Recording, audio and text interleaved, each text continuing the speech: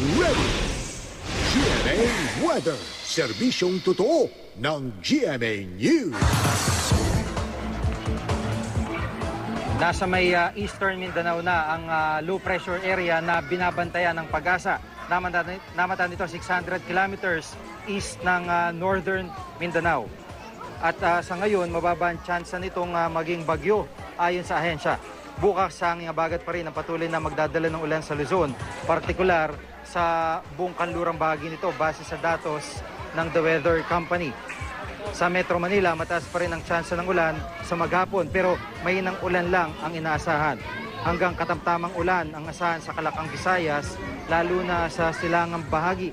Posible naman ang ulan, thunderstorm mula umaga hanggang gabi sa Mindanao. Nananatili namang delikado para sa mga gumagamit ng mga maliliit na sasakyang pandagat na pumalaot sa western seaboard ng Luzon. Posible kasing umabot hanggang 4 na metro ang taas ng alon dyan dahil sa habagat.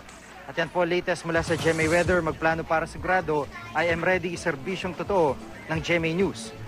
At sa putong ito, makasampo natin sa linya ng telepono si Ginoong Jory Lois, weather forecaster ng Pag-asa. Mang Jory, magandang hapon po. Yes, magandang hapon, Chiki. Magandang hapon, Pilipinas. Opo, at sa ngayon nga po, kahapon po ang report ay nalusaw na itong minomonitor nyong weather system. Pero ngayon po, nag-iba ulit ang sitwasyon. Pakikwento niyo po sa amin. Opo, actually, kung titingnan natin yung mga cloudiness niya, sa tingin as if na nag-dissipate na. Pero handyan pa siya. Kumbaga parang as if nag-dissipate pero hindi, nahandun pa siya. Pero nag-reorganize nga at kanina, alas 4, nasa 600 kilometers east ng Northern Mindanao siya.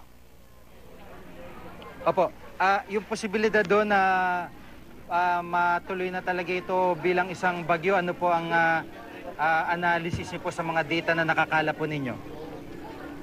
Sige, yung LPA na to hindi natin nakikita na magiging isang bagyo. Yung wina-watch out natin, yung nasa labas pa ng Philippine Area of Responsibility. At maaaring ang pumasok ito by weekend. At saka nakikita din natin yung scenario na maaaring mag-merge ito. At yun na nga, pag nag-merge ito, maaaring lumakas. So, yun yung mga scenario yung tinitingnan pa natin sa ngayon. Yun nga, patuloy ang ating monitoring do sa dalawang LPA na to kung ano talaga yung mga posibilidad na pwedeng mangyari. Opo, yung pong LPA sa labas ng PAR, gaano kalayo pa po ito sa ngayon mula dito sa isang LPA na mas malapit po sa Pilipinas? Okay, kanina kasi nasa halos 140 pa siya. So, kung titingnan natin, halos nasa 500 kilometers pa to ng PAR line, ano? Hindi pa naman natin talaga trinak ito, although nakikita natin yung mga cloudiness na nasa areas na yon. So, ang ano natin dito, medyo magkalapit naman sila, kumbaga may distansya sila, pero magkalapit sila. At yun na nga, yung posibilidad na pwede mag-iisa na lang itong dalawa na to. It's either mag-dissipate itong nasa loob ng PAR at manatili yung isang nasa labas ng PAR. Yun po yung tinitingnan namin scenario. Opo, at sa ngayon, ano po ang paalala nyo po sa mga kababayan natin, lalo po sa mga areas na uulanin? Opo, ngayon naglagay po tayo ng kumbaga mga pag-ulan na dulot ng monsoon dito sa Ilocos Region, tapos dyan sa lalawigan ng Zambales, Bataan. Dito naman sa Metro Manila, sa CAR, sa Mimaropa, at saka the rest of Central Luzon, sa lalawigan ng Cavite at Batangas, mga occasional rains ito. Although ito po ay dulot pa rin kumbaga ng monsoon, o kaya lang ang kumbaga yung frequency ng rainfall niya ay occasional lang. Tapos dito sa may region naman ng Caraga, magiging cloudy, light to moderate rain showers. Ito naman epekto nitong trap ng LPA na nasa loob ng Philippine Area of Responsibility. So sa lahat ng mga areas na nabanggit ko, inaasahan ng mga pag-ulan doon.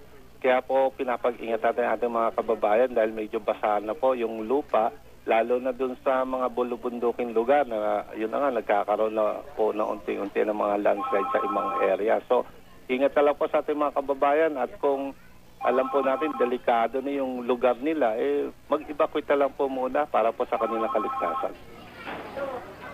Opo, at yung susunod na update po dito sa dalawang LPA na minomonitor nyo, kailan po natin na malalaman? Okay, lalabas po uli yung yung update nito mga alas 5 pa uli ng umaga. Although siyempre pagka nagkaroon ng significant change sa LPA na nasa load, say naging bagyo ito, 11 o'clock lang or anytime pwede kami maglabas ng bulletin or advisory. Pero sa ngayon, di pa naman natin nakikita na magiging bagyo to, lalakas na maging isang bagyo. So, siguro, mga 5 a.m. na po yung susunod na update. Opo, maraming salamat po si Ginoong Jory Lois, weather forecaster ng Pag-asa. Maraming pong salamat. Maraming salamat.